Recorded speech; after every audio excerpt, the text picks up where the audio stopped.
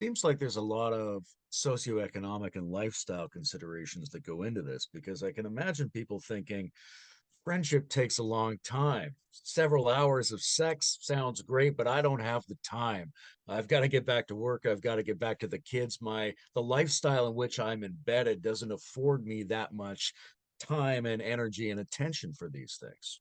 That's true. We make love 15 minutes every morning and more if we have time, but we usually are very busy in our lives.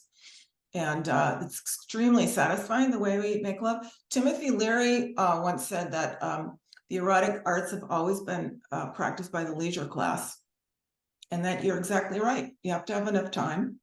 Um, you don't have to have enough time to make love in a so-called spiritual tantric way, 15 minutes a day. But what we teach at its the basics of what we teach is what we call the science of creating your soulmate. We teach the sort of relationship where you can have the level of comfort where these things are possible. It's not necessarily out of the gate. Here's what we're teaching. You're gonna make love for 5, 6, 7 hours, have these psychedelic phenomena happen. That's something that can happen. What's foundational is the trust in a relationship that we've sort of codified in the courses we teach and the classes that we teach and the way that we approach people and couples.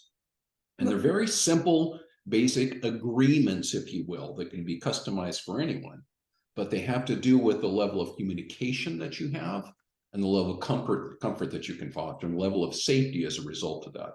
Safety is at the basis of everything. And especially in this context, if you're going to be making love, you have to feel safe with the person in order to really let go and have the possibility of having anything beyond just what we know as the physical experience. So like one thing that safety means to us, for example, is before we make love, even we somehow had this a practice even when we were dating, we would clear whatever riffraff might be in the way before we would make love. For example, I didn't like that thing you said. What did you mean by that this morning? I'm still upset about how you handled that thing a couple days ago. And we would talk through things because anything that you don't talk through like that's going to show up in the bedroom. So I'm still a little miffed about something this morning that's going to show up in I don't feel like making love, or can we get it over quickly, or all these things that are called normal. It's called normal. And for most couples, these kinds of unspoken, unprocessed what would you say, snafus in the relationship, conflicts, all these unprocessed conflicts are why they don't want to make love anymore. It's why they don't feel close anymore. It's why they're looking outside for someone else because someone else would be more interesting and not have a lot of problems. And basically between the two people. So we have an agreement that even if I might say, there was still that thing a year ago, I'm still not completely finished with it. And Greg will go, please tell me. And we do that in our daily lives. It's not just before we make love because we want to live in an era of safety. So I no longer have to, as was historic for me, worry that if I ask Catherine, hey, you okay? And she says, I'm just tired. I don't have to worry about the blow up that's going to happen in, 15 minutes to 3 hours from now when what really is on her mind comes up because I know that she's just tired.